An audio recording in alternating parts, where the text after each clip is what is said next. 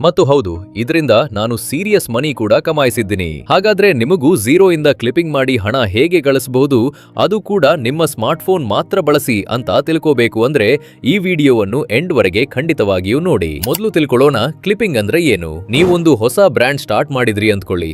ಅದರ ಪ್ರಾಡಕ್ಟ್ಗೆ ಮಾರ್ಕೆಟಿಂಗ್ ಮಾಡಬೇಕು ಅಂದ್ರೆ ಸಾಮಾನ್ಯವಾಗಿ 2 ಮೆಥಡ್ಸ್ ಇರುತ್ತವೆ. ಮೊದಲದ್ದು ಟ್ರೆಡಿಷನಲ್ ಮೆಥಡ್.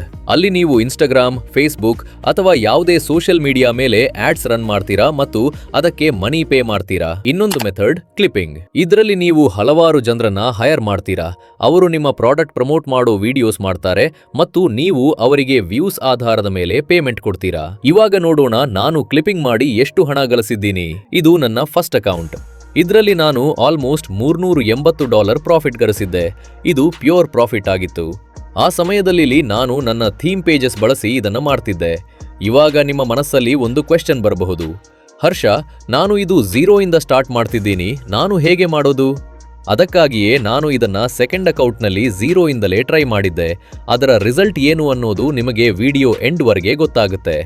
ಅದಕ್ಕೂ ಮೊದಲು ತಿಳ್ಕೊಳ್ಳೋಣ ಕ್ಲಿಪ್ಪಿಂಗ್ ಮಾಡೋದು ಎಲ್ಲಿ. ನೀವು ಇದನ್ನ ವರ್ಕ್ ಪ್ಲಾಟ್ಫಾರ್ಮ್ ಮೇಲೆ ಮಾಡಬಹುದು. ಅಲ್ಲಿ ಹಲವಾರು ಡಿಸ್ಕಾರ್ಡ್ ಸರ್ವರ್ಸ್ ಕೂಡ ಇವೆ. ನೀವು ಬೇಕಂದ್ರೆ ನನ್ನ ಡಿಸ್ಕಾರ್ಡ್ ಸರ್ವರ್ ಕೂಡ ಜಾಯಿನ್ ಮಾಡಬಹುದು. ಅಲ್ಲಿ ಗುಡ್ CPM ಇರುವ ಕ್ಯಾಂಪೇನ್ಸ್ ಬಂದಾಗ ನಾನು ನಿಮಗೆ ಅಪ್ಡೇಟ್ ಕೊಡ್ತಾ ಇರ್ತೀನಿ. ಆದ್ರೆ ಒಂದು ಇಂಪಾರ್ಟೆಂಟ್ ಪಾಯಿಂಟ್, ವರ್ಬ್ ಮೇಲೆ ಇಂಡಿಯನ್ಸ್ಗೆ ಅಲೌ ಕಡಿಮೆ. ಅದರ ಕಾರಣ ಅಕೌಂಟ್ ಬ್ಯಾನ್ ಆಗೋ ಚಾನ್ಸಸ್ ಮತ್ತು ಪೇಮೆಂಟ್ ಇಶ್ಯೂಸ್